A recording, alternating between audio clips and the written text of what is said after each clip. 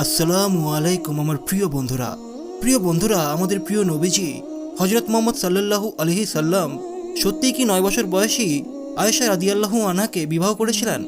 আর কেনই বা ফেরেশতা জিবরাইল আলাইহিস সালাম হযরত আয়েশা রাদিয়াল্লাহু তাআলা আনহার কাছে এসেছিলেন? প্রিয় বন্ধুরা, একজন ফেরেশতা রেশমের কাপড় জড়িয়ে একটি মূল্যবান জিনিস নবীজির কাছে নিয়ে এসেছিলেন। আর আপনারা কি জানেন সেটি কি জিনিস ছিল? তো প্রিয় বন্ধুরা, আজকের ভিডিওতে এই বিষয় নিয়েই আলোচনা করা হবে। তো ভিডিওটি অনেক ইন্টারেস্টিং হতে চলেছে, তাই আপনাদের কাছে অনুরোধ ভিডিওটি স্কিপ না করে অবশ্যই শেষ অবধি দেখবেন এবং চ্যানেলে যদি নতুন হয়ে থাকেন তাহলে চ্যানেলটিকে সাবস্ক্রাইব করে বেল আইকন প্রেস করে দেবেন। তো চলুন বন্ধুরা, শুরু করা যাক। প্রিয় বন্ধুরা, হযরত আয়েশা রাদিয়াল্লাহু তাআলা আনহা আমাদের প্রিয় নবীজি হযরত মুহাম্মদ সাল্লাল্লাহু আলাইহি সাল্লামের সর্বকনিষ্ঠা এবং তৃতীয় স্ত্রী। ইসলামের প্রথম খলিফা হযরত আবু বকর রাদিয়াল্লাহু তাআলা আনহুর কন্যা। তার মায়ের নাম ছিল উম্মে রুম্মান এবং তার ক্ষেত্রে বলা হতো যদি কেউ দুনিয়ার হুর দেখতে চায় সে যেন উম্মে রুমানকে দেখে নেয়। প্রিয় বন্ধুরা, হযরত আয়েশা রাদিয়াল্লাহু তাআলা আনহার উপাধি ছিল সিদ্দিকা ও হুমায়রা। তিনি হিজরতের পূর্বে 613 বা 614 খ্রিস্টাব্দে মক্কায় জন্মগ্রহণ করলেন। কুরাইশ বংশের নিয়ম অনুযায়ী জন্মের পর তার লালন পালনের ভার দেওয়া হয় ওয়াইল নামে এক লোকের স্ত্রীর ওপরে। তার ছোটবেলা থেকেই তিনি ছিলেন প্রখর মেধার অধিকারিণী। উম্মুল মুমিনিন হযরত আয়েশা রাদিয়াল্লাহু তাআলা আনহা 58 হিজরির 17 রমজান 678 খ্রিস্টাব্দে ইন্তেকাল করেন। তাকে জান্নাতুল বাকি নামক কবরস্থানে সমাহিত করা হয়। প্রিয় বন্ধুরা, হযরত আয়েশা রাদিয়াল্লাহু তাআলা আনহার কতিপয় বৈশিষ্ট্য ছিল। আল্লাহ তাআলা তাকে এমন সংখ্যক মহান এবং শ্রদ্ধেয় গুণাবলী দিয়েছেন যা দুনিয়া আখিরাতের মাপকাঠিতে বড়ই মর্যাদাবান ছিল এবং তার প্রভাবে নবীজির হৃদয়ে আয়েশা রাদিয়াল্লাহু তাআলা আনহার প্রতি ভালোবাসা গেঁথে দেন আল্লাহ তাআলা। একবার জিবরিল আলাইহিস সালাম রাসূল সাল্লাল্লাহু আলাইহি সাল্লামের নিকট গমন করে এবং এসে প্রথমেই আয়েশা রাদিয়াল্লাহু তাআলা আনহাকে সালাম দেন এবং আয়েশা রাদিয়াল্লাহু তাআলা আনহার কাছে সালাম পৌঁছালে জবাবে তিনি বলেন, আর একবার জিবরাইল আলাইহিস সালাম দুনিয়ায় এসে রাসূল সাল্লাল্লাহু আলাইহি সাল্লামকে জিজ্ঞেস করেন যে তার প্রিয় মানুষকে। উত্তরে আমাদের প্রিয় নবীজি হযরত মুহাম্মদ সাল্লাল্লাহু আলাইহি সাল্লাম জবাব দেন, ওনার দুনিয়ার প্রিয় মানুষ হলো হযরত আয়েশা। অসংখ্য বৈশিষ্ট্যের একটি হলো তিনি ছিলেন জ্ঞান বিজ্ঞানের আধার। হযরত আয়েশা রাদিয়াল্লাহু আনহা ছিলেন বিচক্ষণ ও বুদ্ধিমতী, অসাধারণ জ্ঞান ও প্রজ্ঞার অধিকারিণী।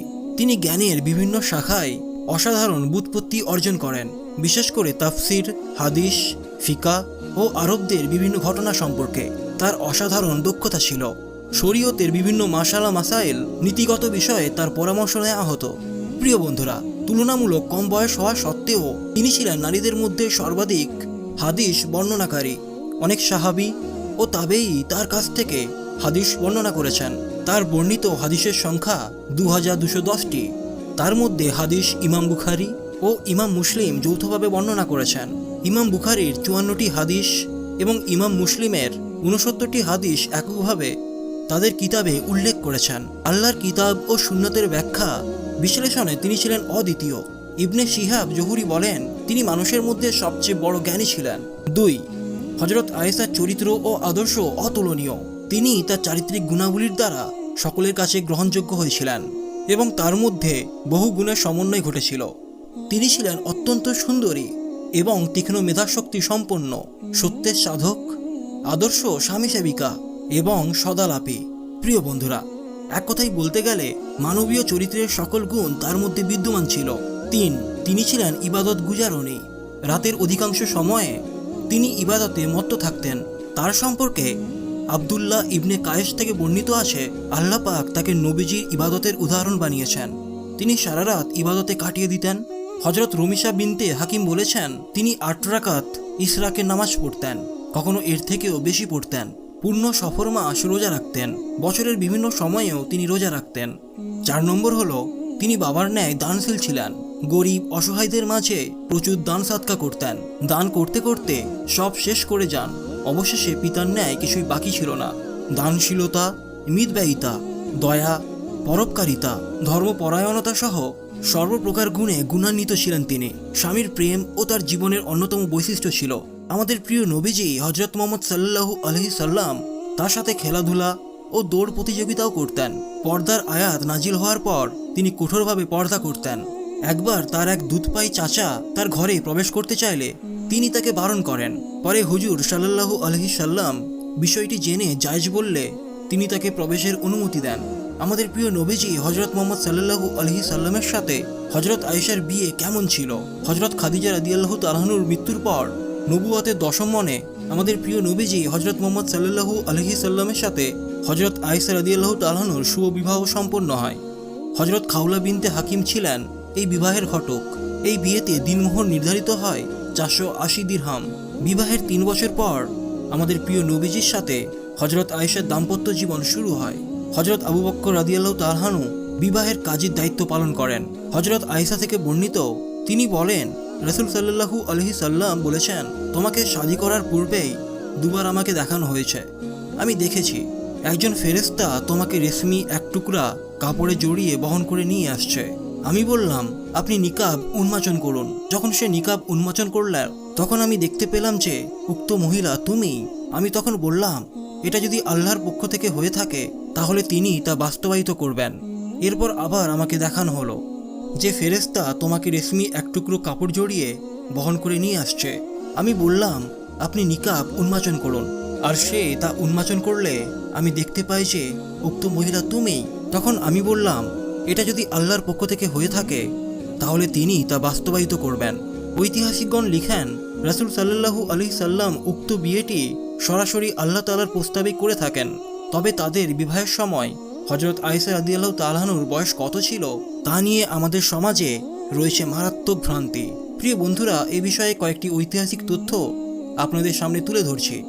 আয়েশা রাদিয়াল্লাহু তাআলা আনহার বিয়ের বয়স নিয়ে অজানা ভ্রান্তি রয়েছে, আর সেগুলি হলো, আমাদের প্রিয় নবীজি হযরত মুহাম্মদ সাল্লাল্লাহু আলাইহি সাল্লামের সম্বন্ধে বলা হয় যে তিনি আয়েশা রাদিয়াল্লাহু তাআলা আনহাকে 6 বছর বয়সে বিবাহ করেছিলেন।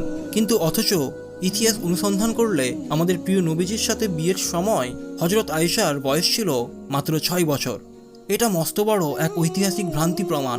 সহিহ বুখারী, মুসলিম সহ অনেক হাদিস গ্রন্থে হযরত আয়েশার বয়স নিয়ে যে রেফারেন্স এসেছে তা হিসাম বিন উরওয়া কর্তৃক বর্ণিত একটি হাদিসেরই উৎস, আর যা সম্বন্ধে সংশয় প্রকাশ করবার মতো যথেষ্ট কারণও রয়েছে। তার মধ্যে প্রথম কারণ হলো, হাদিসের কোনো বিষয় বা রাসূলের জীবনযাপন পদ্ধতি বা নবীজির জীবনযাপনের পদ্ধতি কোনোভাবেই কোরআনের বক্তব্যের সাথে সাংঘর্ষিক হতে পারে না। কাজেই বিবাহযোগ্য বয়সের বিষয়ে আল কোরআনের যে নির্দেশ, এই ঘটনাটি তার সুস্পষ্ট লঙ্ঘন। তাহলে হযরত আয়েশার 6 বছর বয়সে বিয়ের ব্যাপারে বর্ণিত উরওয়ার হাদিসের জবাব হলো, হাদিসটি সঠিক নাও হতে পারে, বরং তা জাল জয়ীফ হতে পারে। যেগুলো ঐতিহাসিক সত্য সেগুলো তুলে ধরছি। আমাদের প্রিয় নবীজির সাথে হযরত আয়েশার বিয়ে 3য় হিজরি সনের শাওয়াল মাসে, যা ইংরেজি 623 থেকে 624 সাল। যদিও বলা হয় হযরত আয়েশার জন্ম 614 খ্রিস্টাব্দে, কিন্তু সহিহ বুখারীতে এসেছে আল কোরআনের 54তম অধ্যায় নাজিলকালে হযরত আয়েশা একজন জারিয়াহ বা কিশোরী ছিলেন। উল্লেখ্য 54তম উক্ত অধ্যায় নাজিল হয় 612 খ্রিস্টাব্দের দিকে। আর সেই হিসেবে হযরত আয়েশার বয়স তখন 10 বছর হলেও 623 থেকে 624 খ্রিস্টাব্দে তার বয়স কোনোভাবেই 20 বছরের নিচে নয়। সহিহ বুখারী, কিতাবুত তাফসির। অধিকাংশ বর্ণনাকারীর মতে হযরত আয়েশা 624 খ্রিস্টাব্দে বদরের যুদ্ধে ও 625 খ্রিস্টাব্দে উহুদের যুদ্ধে অংশগ্রহণ করেছেন। উল্লেখ্য যে আমাদের প্রিয় নবীজির বাহিনীতে 15 বছরের কম বয়স্ক কেউই গ্রহণযোগ্য ছিল না, কম বেশি সবাইকে ফেরত পাঠানো হয়েছিল। সুতরাং সে সময় যে হযরত আয়েশার বয়স 6 বা 9 ছিল না তা বলাই বাহুল্য। বুখারী কিতাবুল মাগাজি। বহুবিদ ইতিহাসবিদ মতে হযরত আয়েশার বোন আসমা ছিলেন তার চেয়ে 10 বছরের বড়। প্রিয় বন্ধুরা, এরকম শত শত ঐতিহাসিক বর্ণনা মিলালে আমাদের সমাজে জেনে থাকা সমস্ত বিভ্রান্তটি অবশ্যই প্রমাণিত হয়ে যায়। আল্লাহ তাআলা মুসলিম উম্মাকে সঠিক বিষয় জানার তৌফিক দান করুক, আমিন। প্রিয় বন্ধুরা, কমেন্টে অবশ্যই একটি আমিন লিখবেন। না জানে কখন কার বলা একটি আমিন আল্লাহ পাক কবুল করে নেয়। তো প্রিয় বন্ধুরা, আজকের ভিডিওটি এই পর্যন্ত। যদি ভিডিওটি ভালো লেগে থাকে তাহলে অবশ্যই একটি লাইক করবেন, এবং যদি চ্যানেলে নতুন হয়ে থাকেন তাহলে অবশ্যই চ্যানেলটিকে সাবস্ক্রাইব করে বেল আইকন প্রেস করে দেবেন। তো চলুন বন্ধুরা, দেখা হবে পরের ভিডিওতে।